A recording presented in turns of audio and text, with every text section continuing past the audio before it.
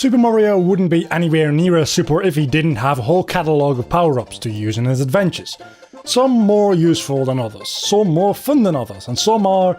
I just don't like the spring upgrade from Mario Galaxy, okay? It's hardly an upgrade, it's more of a handicap. Anyway, today we're talking about my top 5 Mario power-ups.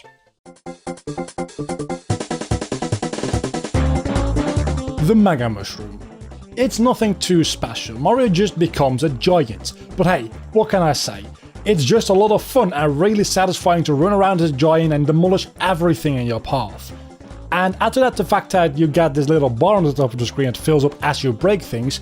For every portion of the bar you manage to fill before the giant power runs out, you get a 1-up mushroom, making this a very effective way to grind lives.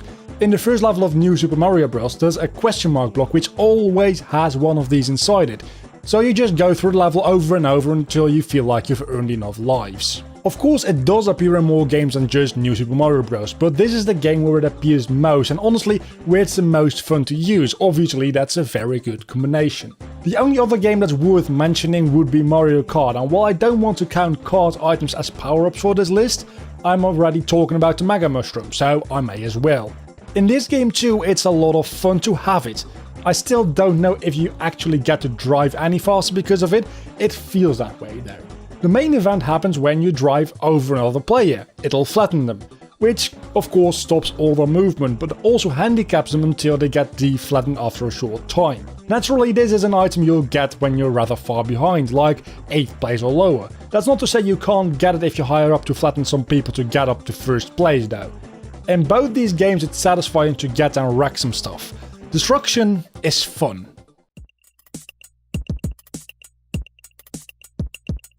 The fireflower. Specifically in the 2D games. I'm not a huge fan of them in games like Mario Galaxy, but how could I not include the most iconic item on this list? The only thing more iconic than a fireflower is the super mushroom itself, which, let's be honest, is a little boring to use. It gives Mario the power to create and throw fireballs. Even underwater apparently. This power hasn't really changed ever since it first appeared in the first Super Mario Bros. Game. You press a button, Mario throws a fireball, it hits an enemy and it dies. It's not that complicated really, it doesn't do that much other than give Mario a long-range weapon which allows you to switch up the gameplay since you don't need to get as close to your target to kill it. Giving you some more security, which in turn allows you not to get hit and keep the power up. It can be used even on bosses, of course it will not kill them in one hit, but it's still not too difficult to take down a boss with the fireflower, and whenever I get the chance to, I do so. The funny thing is that some bosses actually become a little bit more challenging when you try to fight them this way. A good power-up should be transformative for the gameplay and allow you to play the game in a different way. The fireflower opens up new possibilities for you without taking away the basic moves, and that simple yet effective design philosophy has earned it a spot on this list.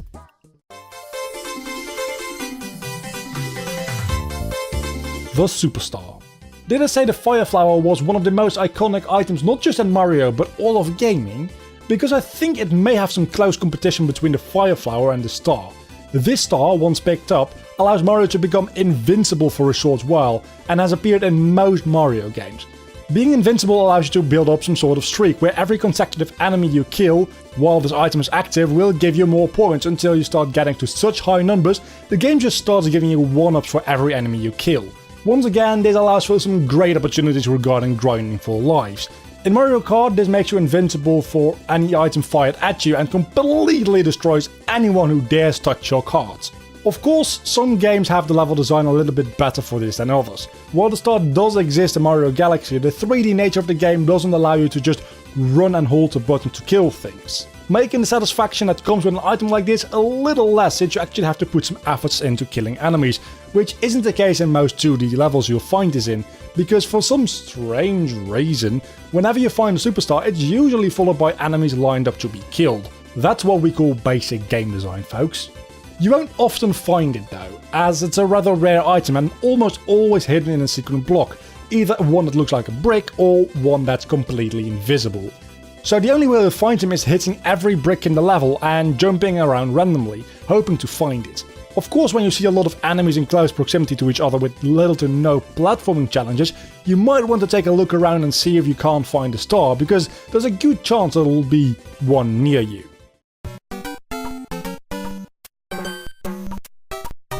the Tanuki leaf. Or the suit, it doesn't really matter to me. The reason I would go with the leaf in this case is because getting the suit is a pretty rare thing, which you'll only get a couple of times throughout the whole game, whereas the leaf can be found probably in well over half the levels in the game.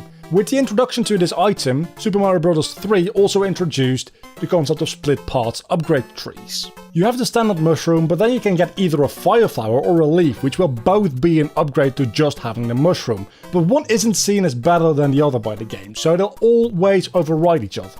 What I don't understand is why the leaf also overrides the Tanuki suit, which is just downright a more powerful version of the leaf.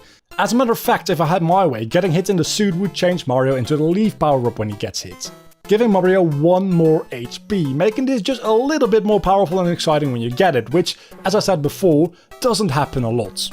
Anyway, this leaf allows Mario to fly in the air when he has built up enough speed. I expect I don't have to explain how this allows for a lot of secrets, which will be very well hidden and only be found by the most dedicated players. Or ROM hackers, which will just look at the map data, I suppose. Point being, flight might be a little overpowered since in a lot of levels it will allow you to skip some sections, but that's where the building speed part comes in. You need a fairly lengthy run to build up enough speed to take off into the air, something which the game doesn't often allow you to do unless you really know what you're doing.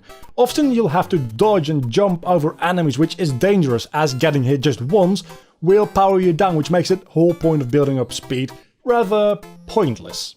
For the more cautious player, it also comes with a useful spin attack, where Mario uses his newfound tail to attack enemies close by. An ability I don't often use, but which is nice to have for certain enemies, and it of course allows you to change up your gameplay style a little.